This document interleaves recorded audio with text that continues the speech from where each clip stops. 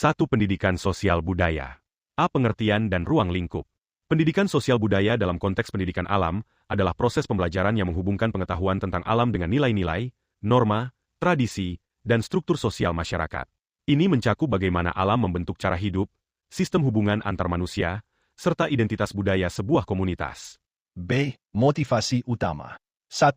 Melestarikan warisan budaya. Nilai budaya yang terintegrasi dengan alam. Banyak komunitas tradisional memiliki cerita rakyat, ritual, dan adat istiadat yang berkaitan erat dengan alam. Misalnya, di Papua, banyak suku yang menganggap pepohonan tua sebagai pemimpin spiritual atau sungai sebagai alur kehidupan masyarakat. Motivasi utama di sini adalah memastikan bahwa pengetahuan ini tidak hilang dan dapat diwariskan kepada generasi mendatang. Identitas kelompok. Pendidikan ini membantu setiap individu memahami asal-usul dan peran mereka dalam komunitas, serta bagaimana hubungan dengan alam menjadi bagian tak terpisahkan dari identitas budaya mereka. Hal ini memperkuat rasa memiliki dan kebanggaan terhadap warisan sendiri. 2. Memperkuat nilai-nilai sosial berbasis agama. Nilai-nilai seperti kasih sayang, kebaikan, dan persaudaraan. Ajaran agama seringkali menekankan pentingnya saling mencintai, membantu sesama, dan hidup rukun. Pendidikan alam yang mengintegrasikan agama mengajarkan bahwa nilai-nilai ini tidak hanya berlaku untuk manusia, tetapi juga untuk semua makhluk hidup. Misalnya, tidak membunuh hewan secara sembarangan atau tidak merusak tumbuhan tanpa alasan yang jelas adalah bentuk kasih sayang terhadap ciptaan Tuhan. Membangun masyarakat yang adil dan beradab. Motivasi ini bertujuan untuk menciptakan masyarakat di mana setiap individu menghargai hak-hak orang lain dan makhluk hidup lainnya. Melalui kegiatan seperti bakti sosial berbasis alam, seperti menanam pohon bersama di sekitar tempat ibadah atau membersihkan sungai di daerah pemukiman, masyarakat belajar bekerja sama dalam nama nilai-nilai agama dan sosial. 3. Mengatasi konflik sosial dengan berbasis pada nilai agama dan alam. Pemahaman yang lebih mendalam tentang perbedaan.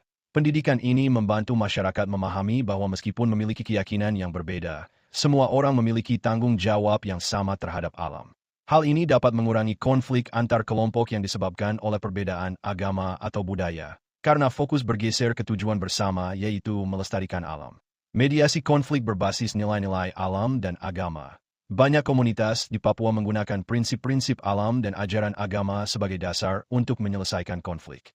Misalnya, konflik tentang wilayah lahan dapat diselesaikan dengan merujuk pada aturan tradisional yang terkait dengan alam dan didukung oleh nilai-nilai agama tentang keadilan dan rasa hormat.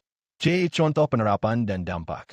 Di kota Manokwari, gereja-gereja lokal bekerja sama dengan komunitas agama lainnya untuk mengadakan program pendidikan alam dan spiritual setiap bulan, di mana peserta belajar tentang keanekaragaman hayati, sambil mendiskusikan ajaran agama tentang tanggung jawab terhadap alam. Dampak yang dicapai adalah meningkatnya kerjasama antar umat beragama, peningkatan kesadaran akan pentingnya pelestarian lingkungan, dan berkurangnya konflik terkait penggunaan sumber daya alam. D. Sumber referensi untuk pengembangan lebih lanjut. Buku, Agama, Alam, dan Masyarakat di Indonesia Timur oleh Dr. Markus Wanma, Universitas Kristen Papua. Jurnal, Integrasi Pendidikan Agama dan Alam sebagai Dasar Pembangunan Masyarakat yang Harmonis, Jurnal Studi Agama dan Masyarakat, Volume 8 Nomor 1. Laporan, Peran Agama dalam Pelestarian Lingkungan di Papua, oleh Badan Lingkungan Hidup Nasional.